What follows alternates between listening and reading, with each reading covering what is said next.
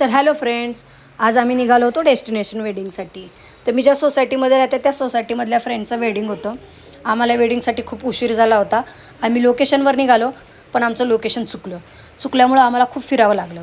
फिरून अक्षरशः वैताग आला होता, पण आम्हाला वेडिंगसाठी पोचायचं होतं. फायनली आम्ही त्या लोकेशनवर पोहोचलो आणि आतमध्ये गेलो. आतमध्ये गेल्यानंतर पहिले पार्किंग करून घेतली गाडी पार्क झाल्यानंतर आम्ही हॉलकडे निघालो. हॉलमध्ये गेल्याच नवरीची एंट्री झाली. हे वेडिंग होतं बंगाली पद्धतीचं. त्यांच्याकडे अशी पद्धत आहे की जेव्हा नवरी स्टेजवर येते तेव्हा ती तिचं तोंड झाकून येते आणि जेव्हा नवरदेवासमोर येते तेव्हा ती फेस तिचं ओपन करते. मग तिने छान फेस ओपन करून घेतलं आणि सगळ्यांनी क्लॅपिंग केलं. क्लॅपिंग करून झाल्यानंतर म्हणलं चला आता आपण पण छान तयार झालो, आपला पण एक व्हिडिओ काढून घेऊ.